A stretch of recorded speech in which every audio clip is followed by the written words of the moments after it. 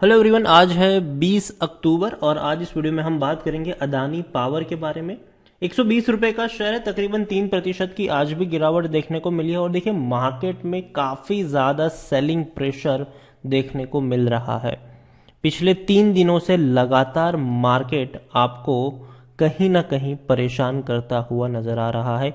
गिरावट है, बड़ी गिरावट है और अदानी में आज हमें गिरावट देखने को मिली है।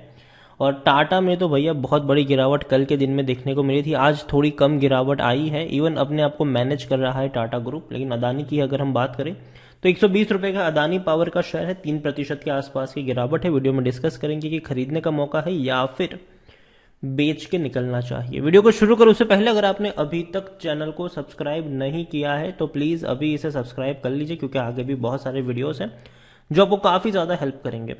तो अदानी पावर 120 रुपए का शेयर है। पिछले एक महीने में अगर हम देखें तो पिछले एक महीने में अदानी पावर के शेयर में 27% का ग्रोथ नजर आया है। देखिए, पिछले कुछ दिनों से ये शेयर लगातार भाग रहा था, 10-10% की तेजी दिखा रहा था, लेकिन आज उस तेजी में एक गिरावट हमें नजर आई है। अब देखिए, 94 रुपीज का था, बढ़िया रफ्तार पकड़ी, वापस कंसोलिडेट किया, उसके बाद जो भाग गया 101 रुपए से, लगातार इसने अपर सर्किट लगाई थी और आज के दिन में यहां पर हमें गिरावट होती हुई नजर भी देखने को मिली है।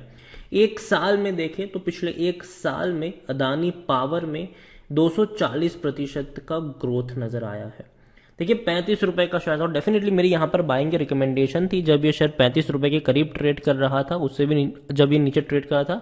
और मैंने कहा था कि देखो, खरीदने के मौके हैं। यहाँ पर जिस तरीके की तेजी आपको अदानी ग्रीन में नजर आई है, गैस में नजर आई है, एंटरप्राइज में नजर आई है, वैसे यहाँ पर भी आएगी और डेफिनेटली वो आई भी सही। लेकिन जैसे ही शेयर 100 रुपए से ऊपर निकल गया और 130-140 पे पहुंचा, तब मैंने कहा था कि देखो, अब मैं यहाँ पर खरीदारी करना पसंद नहीं करूंगा, मुझे ये अब यहाँ से रिस्की लग रहा है। और उसके बाद पूरा मामला खुला और शेयर टूट के बिखरा, ऐसा गिरा कि 75 से नीचे चला गया। दोबारा तेजी पकड़ी इसने, अच्छी रफ्तार पकड़ी है दोबारा से, लेकिन अब दोबारा एक गिरावट की तरफ जाता हुआ नजर आ सकता है।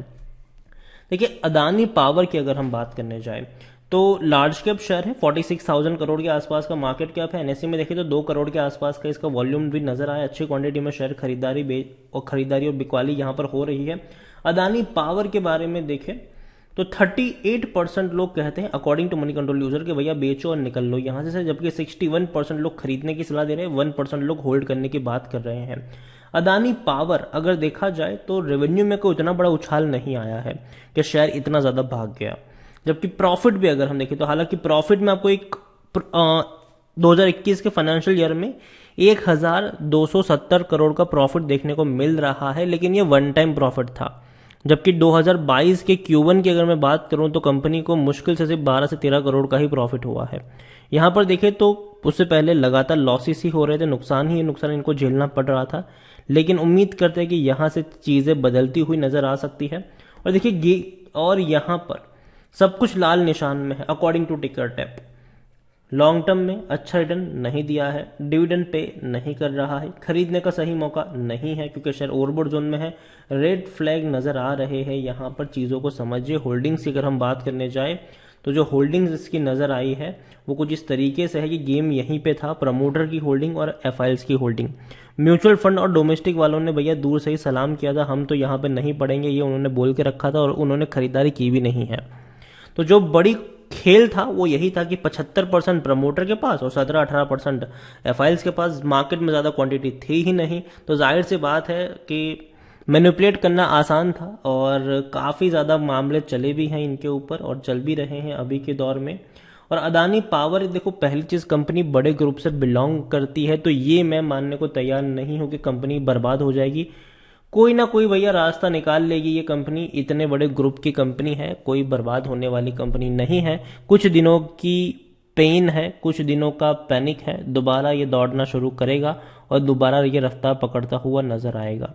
लेकिन मेरे हिसाब से अब मुझे लगता है कि देखो, मार्केट में 2 दिनों में अच्छे फंडामेंटली जो स्ट्रांग शेयर थे उसमें आपको बहुत बड़ा करेक्शन देखने को मिला है।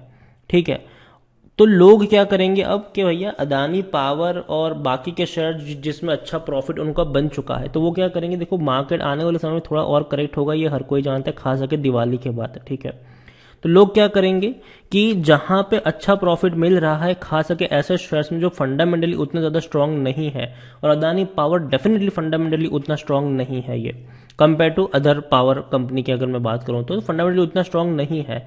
तो लोग यहाँ पे बिकवाली करते हैं और उन शेयर्स को खरीदते हैं जो ऑलरेडी काफ़ी ज़्यादा गिर चुके हैं, फंडामेंटली स्ट्रांग है और लॉन्ग टर्म के लिए भरोसा किया जा सकता है। तो वहां पे आपको बाइंग देखने को मिल सकती है आने वाले दौर में, जैसे कि डीमार्ट के शेयर में गिरावट देखने को मिल रही है, आईआरसीटीसी के शेयर में गिरावट देखने को मिल रही है, एसआरएफ के शेयर में गिरावट देखने को मिल रही है, और भी कई ज्यादा शेयर्स है, एचडीएफसी एएमसी में गिरावट है, एशियन पेंट्स टूट रहा है। तो ये फंडामेंटली स्ट्रांग शेयर है जहां पर भैया पैसा बनेगा ही बनेगा, ये गारंटेड है। ठीक है, तो लोग क्या करेंगे कि यही चीज को करने वाले हैं दिवाली के बाद, जब गिरावट और ज्यादा गहराती जाएगी इन फंडामेंटली स्ट्रांग शेयर्स में, तो वहां पर लोग नीचे के लेवल पर खरीदारी करना शुरू करेंगे और अदानी भले ही थोड़ा बहुत दौड़ चुका होगा तो लोग यहां से प्रॉफिट लेके निकलेंगे और वहां पे अपना पैसा लगाएंगे, क्योंकि भैया वहां पे सेफ है, सिक्योरिटी है यहाँ और वहां पर अच्छी खासी। और टाटा के शेयर तो अच्छे खासे दौड़ ही चुके हैं, लेकिन अभी भी वो बहुत ज़्यादा पोटेंशियल है। तो अगर वो भी थोड़े बहुत करेक्ट होते हैं तो भैया लोग पैसा निकाल के उन अच्छी कंपनियों में डालना पसंद करेंगे, और मेरे हिसाब से वो करना भी चाहिए। तो अदानी को मैं चूज अभी नहीं कर रहा हूं, अदानी पावर को एटलीस्ट इस प्राइस पे नहीं कर रहा हूं, लेकिन इसका मतलब ये नहीं है कि शेयर अगर 100 रुपए पर पहुंच जाए, 80 पे पहुंच जाए तो मेरा पॉइंट ऑफ व्यू चेंज नहीं होगा। डेफिनेटली अगर ये थोड़ा और सस्ता मिलेगा तो नीचे के लेवल पर बाइंग के ही मौके मिलने वाले हैं, खरीदारी के ही मौके मिलने वाले हैं। तो अभी इस लेवल पर नहीं, लेकिन मेरे हिसाब से थोड़ा और हल्का होना चाहिए, क्योंकि इसका भैया ट्रेंड रहा है कि जब भी ज्यादा दौड़ता है थोड़ी बहुत गिरावट देखने को मिलती है, कम से कम 15-20% की गिरावट तो होती ही है वो, और तभी खरीदारी के अच्छे मौके बनते हैं जब वो ज़्यादा समय तक कंसोलिडेट करता है किसी एक रेंज में। अभी ऑलरेडी दौड़ चुका है तो भैया अभी तो मौका मुझे नज़र नहीं आ रहा है बाइंग का, लेकिन अगर ये टूटेगा, कंसोलिडेट करेगा, सस्ता मिलेगा तो डेफिनेटली नीचे के लेवल पर बाइंग के मौके बनेंगे। लेकिन अगर मार्केट ही बहुत ज़्यादा पेन में होगा उस वक्त और अच्छे अच्छे फंडामेंटली स्ट्रांग शेयर भी अगर आपको सस्ते प्राइस पे मिल रहे होंगे तो जाहिर सी बात है भैया तब फिर शक्तिमान बन के अदानी पावर में कूदने की ज़रूरत नहीं है। तब बेटर है कि आप अच्छे शेयर्स को चुने, फंडामेंटली स्ट्रांग शेयर्स को चुने, जिसमें आपका फायदा डेफिनेटली आने वाले समय में होने वाला है।